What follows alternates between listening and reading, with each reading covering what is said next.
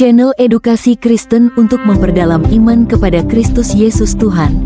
Channel ini membahas kajian Alkitab berdasarkan teks asli Alkitab.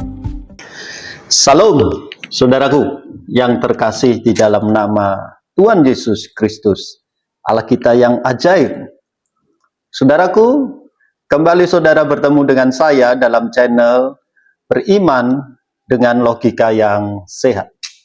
Saudara, kali ini kita akan belajar bersama tentang satu materi yang saya ambil di dalam kitab Kejadian pasal 25 tentang Keturah, pernikahan sah antara Abram dan Hagar, atau bisa saya katakan pernikahan Abram dengan istri yang ketiga. Baik saudara, saudara bisa mempersiapkan diri, baik itu menyiapkan buku tulis, alat tulis, ataupun Alkitab saudara siapkan. Dan kita akan belajar bersama-sama tentang materi keturah. Dalam tradisi Abraham, sosok Abraham dikenal sebagai bapa bangsa dan bapa banyak bangsa. Dia dikenal sebagai bapa orang beriman, sosok yang menjadi panutan bagi umat Yahudi dan umat Kristen. Dalam narasi Alkitab, kita mengenal perjalanan hidup yang penuh dengan tantangan dan pengujian iman. Salah satu bagian penting dalam kisah hidup Abram adalah hubungannya dengan keturah. Saudara, seringkali kita berpikir atau bertanya-tanya dalam hati kita, siapakah sebenarnya keturah itu? Yang seringkali luput dari perhatian kita dibanding dengan Sarah, istri yang pertamanya.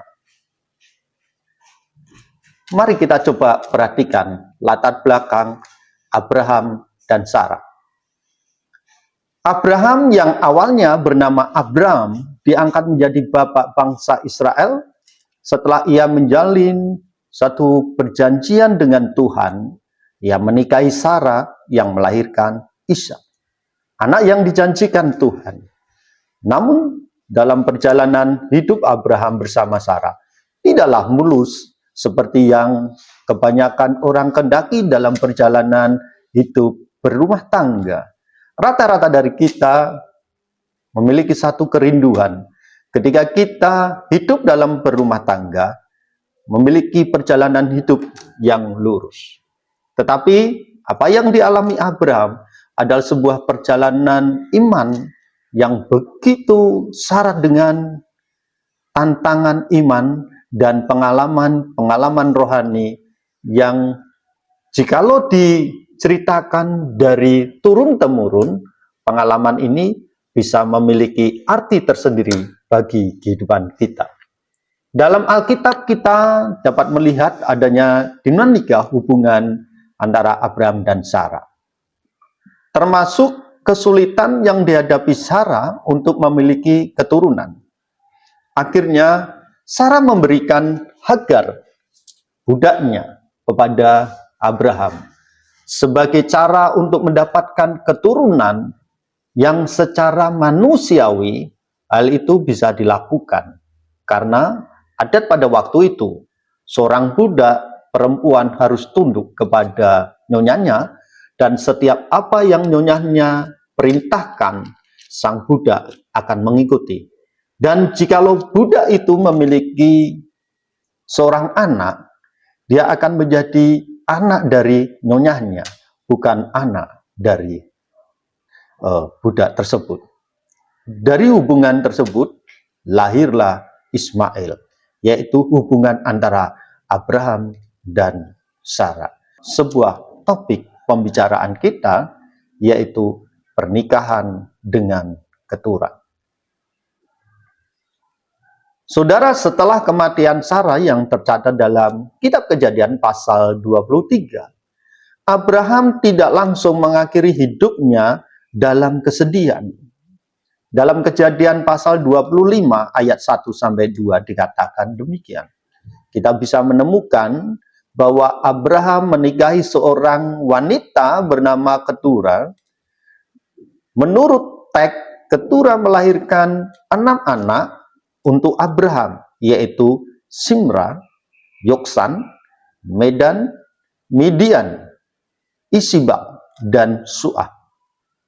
Peristiwa ini menunjukkan bahwa Abraham masih memiliki kemampuan untuk menjadi seorang ayah dan melanjutkan garis keturunannya, meskipun pada saat itu Abraham sudah lanjut usia. Pernikahan Abraham dengan Keturah seringkali menarik perhatian para peneliti karena berbagai alasan tentunya. Beberapa di antaranya adalah status Keturah sebagai istri, bukan sekedar sebagai budak atau perempuan biasa. Serta bagaimana peran keturunan yang dihasilkan dari pernikahan ini dalam konteks budaya zaman itu. Dalam konteks budaya zaman itu. Memiliki banyak istri atau selir atau gundi merupakan hal yang umum dan sering kali diakui secara sosial. Mungkin saja Keturah yang berasal dari tanah Midian juga bisa memberikan sebuah kontribusi budaya dan etnis yang berbeda dalam narasi keturunan Abraham.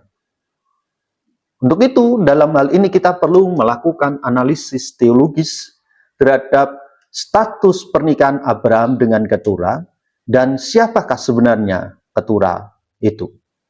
Baiklah saudara, sebelum kita membahas perspektif teologis perihal pernikahan Abraham dengan Keturah, maka terlebih dahulu kita mencari tahu siapakah sebenarnya Keturah. Nat yang mencatat nama Keturah dalam Kejadian pasal 25 dan Kitab 1 Tawarik pasal 1 ayat 32 sampai 33. Mari saudara, kita bisa buka Alkitab saudara. Dalam hal ini, kita akan menyimak bersama-sama. Kejadian pasal 25. Ayat yang pertama, demikian bunyi firman Tuhan. Abraham mengambil pula seorang istri, namanya Keturah. Nama Keturah dibaca Keturah, memiliki arti dupa atau wangi-wangian, harum, yang biasanya arti nama seseorang mencerminkan karakter orang tersebut.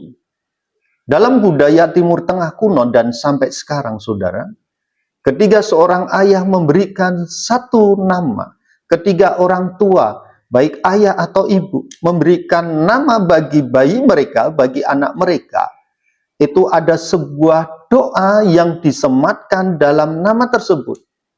Bahkan nama seseorang itu mencerminkan karakter orang tersebut. Ini artinya penyebutan nama Keturah menunjukkan karakter Keturah yang mengharumkan perilakunya. Untuk mengetahui sosok Keturah yang sebenarnya dapat diperhatikan dalam kitab Targum Jonathan, Kejadian 25 ayat 1. Saudara, saya akan membagikan nat tersebut dalam tayangan berikut ini. Saudara bisa mencermati bagaimana Targum Jonathan menguraikan perihal tentang nama Keturah. Di dalam Targum Jonathan, khususnya parse atau kata yang saya letakkan dalam garis merah, dalam kotak merah, ada sebuah parse Keturah hi Hagar. Dalam terjemahan literal dikatakan sebagai berikut, Keturah dialah Hagar. Saya ulangi sekali lagi, dalam kata atau farse dalam kotak merah, di situ ada sebuah kata yang mengatakan demikian dalam Targum Jonathan, Kejadian pasal 25 ayat 1. Keturah hi Hagar, yang artinya Keturah dialah Hagar. Atau bisa dilihat dalam terjemahan literalnya. Saya akan artikan bagi saudara. Lalu Abraham menambahi dan mengambil seorang istri, dan namanya Ketura, yaitu Hagar, yang telah terikat padanya sejak semula. Baiklah saudara, itulah kira-kira yang disampaikan di dalam Targum Jonathan, bahwa dia mengindikasikan Ketura adalah Hagar. Hal ini diperjelas dari pendapat Rashi, seorang rabi Yahudi ahli tafsiran kitab-kitab Perjanjian Lama, di mana Rashi menjelaskan Ketura menurut tradisi Yahudi rabbinik sebagai berikut. Ini adalah Hagar. Ia diberi nama Ketura karena perbuatannya menyenangkan, seperti dupa wangi-wangian atau kemenyan yang dipergunakan sebagai korban bakaran. Dari kata keturets atau ukupan yang harum, dari Genesis Rabah 61. Dan karena ia menutup statusnya, dalam artian mengikatkan diri dalam kesendirian. Artinya di situ, setelah Hagar lepas dari Abram, Hagar tidak pernah mengikat satu status dengan laki-laki yang lain. Disitulah dikatakan karena ia menutup statusnya. Dan ia tidak kawin dengan siapapun sejak ia berpisah dengan Abraham. Dalam Genesis Rabah 61 ayat yang keempat. Baiklah saudara, saudara bisa coba sekali lagi memahami cara berpikir yang disampaikan oleh rabi-rabi Yahudi, ahli tafsir kitab-kitab Perjanjian Lama, yaitu bagaimana mereka menyatakan, mengidentifikasikan secara tradisi rabbinik bahwa Ketura itu adalah Hagar. Jikalau memang keberadaan Ketura diindikasikan Hagar, perlu adanya rekonstruksi ulang terhadap setiap nat yang terdapat di dalam kitab Kejadian. Saudara perlu ingat, Alkitab kita bukanlah buku sejarah yang menguraikan secara rinci, secara kronologis setiap kejadian demi kejadian, berurutan. Alkitab kita bukan buku sejarah. Dan Alkitab, khususnya kitab Kejadian, ditulis dalam bentuk narasi.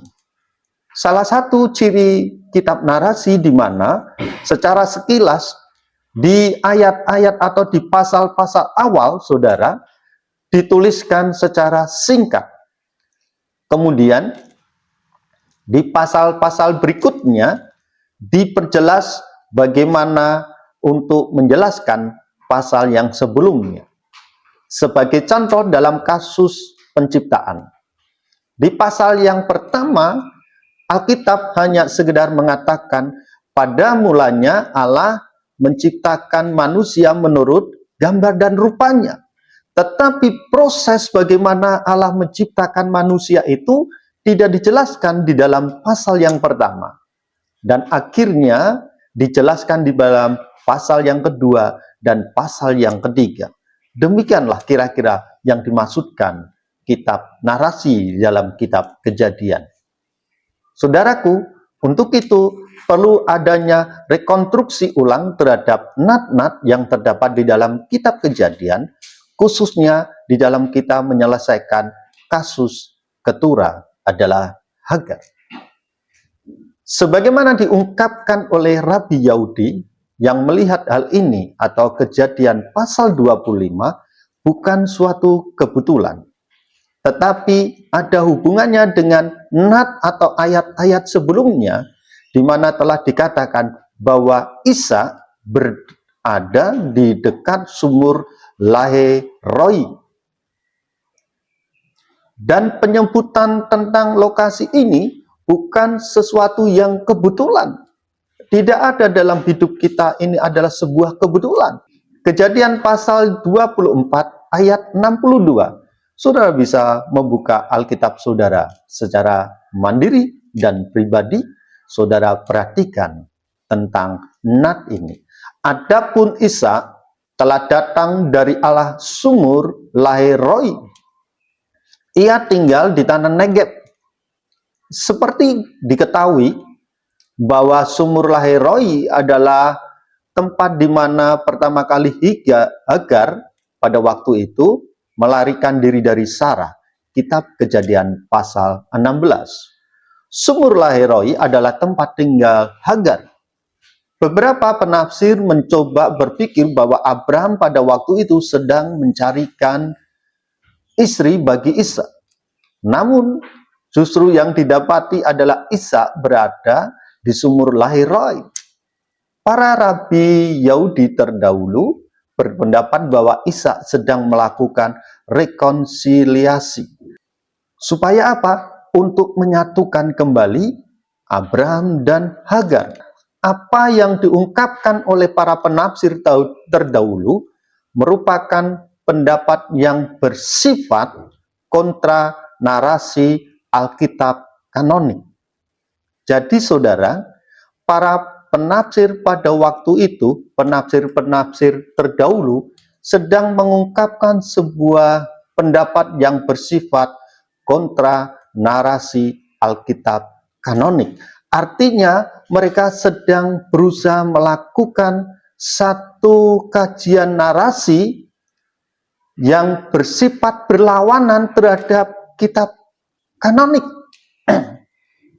Kendati demikian, kita juga perlu melakukan rekonstruksi terhadap hal-hal yang tidak tertulis dalam Alkitab atau hal-hal yang tidak secara lengkap tertulis dalam Alkitab.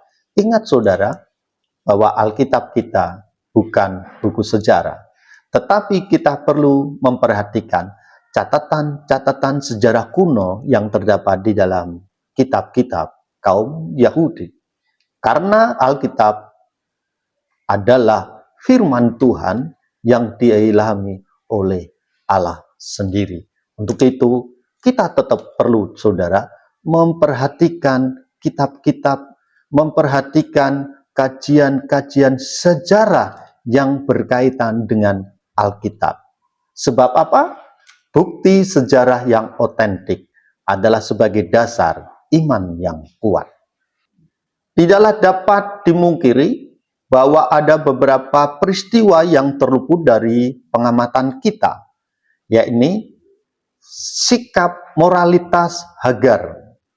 Meskipun Hagar pernah membuat Sarah begitu kesal akibat kehamilannya, namun sikap Hagar terlihat begitu manis dan bermoral, yaitu tunduk pada majikannya dan tidak melawan saat diusir oleh Sarah. Akan tetapi tetap tidak bersuami setelah dilepas oleh Abraham. Saudaraku, tindakan Abraham dalam memperistri Hagar diikuti dengan perilaku rukun di antara kedua anak Abraham, yakni Ishak dan Ismail. Dalam budaya Semitik atau dalam budaya Yahudi kuno, kemunculan saudara dalam pemakaman orang tuanya adalah merupakan tanda keakraban saudara-saudara. Dan Alkitab tidak secara kebetulan menuliskan itu, tetapi memberikan informasi yang sungguh berharga bahwa ada rekonsiliasi dari dua bersaudara, yakni Ishak dan Ismail. Tindakan ini perlu kita teladani, saudara, bahwa di antara saudara-saudara kita yang sedara, saudara-saudara kita yang seiman, kita tetap harus hidup rukun berdampingan satu dengan yang lainnya. Dari perspektif teologis, pernikahan Abraham dengan Keturah dapat dilihat sebagai bagian dari rencana Tuhan untuk memperluas keturunan Abraham. Dalam konteks ini, Keturah dan anak-anaknya mewakili bangsa-bangsa yang lain yang muncul dari dari keturunan Abraham. Selain Ishak dan keturunan yang menjadi bangsa Israel. Ini menunjukkan berkat Tuhan tidak terbatas hanya pada satu bangsa, tetapi meluas ke banyak bangsa. Hal ini mengaitkan keturunan Abraham dengan warisan spiritual yang lebih luas, merangkul umat manusia secara keseluruhan. Dalam konteks ini, Abraham dan keturah menjadi simbol persatuan di antara berbagai budaya dan suku yang ada di muka bumi ini. Saudaraku, mari kita coba melakukan perbandingan dengan kesepakatan sebelumnya. Sebagai perbandingan, kita perlu juga melihat bagaimana hubungan Abraham dengan Sarah dan Hagar yang berbeda hubungan dengan keturah. Sarah sebagai istri pertama memiliki posisi yang sangat penting dalam narasi. Sementara Hagar, meskipun melahirkan Ismail, seringkali dianggap sebagai sumber masalah dalam kehidupan Abraham. Namun, pernikahan dengan keturah tampaknya memberikan kesempatan kedua bagi Abraham untuk membangun keluarga tanpa beban kesalahan masa lalu. Keturah yang disebut sebagai istri membawa makna baru dalam hal penghormatan dan status. Dalam banyak hal menunjukkan kesempatan bagi Abraham untuk memulai kembali, mengulang janji Tuhan bahwa ia akan menjadi bapa bagi banyak bangsa. Ini menunjukkan bahwa meskipun ada tantangan dan kesulitan dalam perjalanan iman, Tuhan selalu memberikan harapan baru dan kesempatan untuk memperbarui janji-janjinya. Dalam budaya dan sosial, pernikahan Abraham dan keturah juga memiliki dampak yang cukup signifikan dalam konteks sosial budaya. Anak-anak dari keturah terutama Midian menjadi penting dalam sejarah kemudian. Midianites, keturunan Midian, dikenal sebagai pedagang dan pengembara yang memainkan peran kunci dalam perdagangan di kawasan Timur Tengah. Dalam cerita Alkitab, kita dapat melihat bagaimana bangsa Midian berinteraksi dengan bangsa Israel terhadap bangsa Israel sebagai sekutu dan terkadang sebagai musuh. Di sisi lain, anak-anak keturah juga merupakan bagian bagaimana Abraham bukan hanya sebagai simbol dari bangsa Israel, tetapi juga bagi bangsa-bangsa lain. Hal ini memberikan makna lebih dalam tentang panggilan universal Abraham sebagai bapa bangsa, bapa banyak bangsa. Dalam konteks modern, kita dapat mengambil inspirasi dari kisah ini untuk memahami pentingnya toleransi, penerimaan, dan hubungan antar budaya. Dalam dunia yang semakin global, kisah Abraham dan keturah mengingatkan kita akan pentingnya mengakui dan menghargai warisan multikultural. Ketika kita melihat pernikahan Abraham dengan keturah dari perspektif yang lebih luas, kita menemukan satu pembelajaran tentang keterbukaan dan penerimaan terhadap perbedaan. Setiap keturunan Abraham, baik Ishak maupun dari keturah, menjadi bagian dari cerita yang lebih besar tentang umat manusia. Sebagai umat yang beriman, kita diajak untuk melihat bahwa setiap individu terlepas dari latar belakang mereka memiliki nilai dan tempat dalam rencana Tuhan. Keterlibatan keturah dalam kehidupan Abraham menggambarkan bahwa tidak ada batas untuk cinta dan penerimaan dalam perjalanan iman. Hal ini adalah pengingat bagi kita untuk mengasah kepekaan sosial dan kultural dalam konteks kehidupan sehari-hari. Baiklah saudara, kita bisa menyimpulkan bahwa pernikahan Abraham dengan keturah adalah sebuah narasi yang kaya dan penuh makna. Dari sudut pandang sejarah, pernikahan ini menunjukkan bagaimana Abraham terus melanjutkan garis keturunan meskipun sudah berusia lanjut. Dari perspektif teologis, ini memperlihatkan bahwa berkat Tuhan bersifat universal dan meluas kepada banyak bangsa. Dengan melihat kisah ini, kita diajak untuk merayakan keragaman dan menerima setiap individu sebagai bagian dari rencana Tuhan yang lebih besar. Dalam setiap langkah yang kita ambil, mari kita ingat bahwa kita semua tanpa kecuali adalah bagian dari keluarga manusia yang saling terkait. Baiklah saudara, itulah yang bisa saya bagikan dalam channel Beriman dengan Logika yang Sehat. Saudara, demikianlah apa yang bisa saya bagikan tentang materi pernikahan Abraham dengan Keturah. Tuhan Yesus memberkati.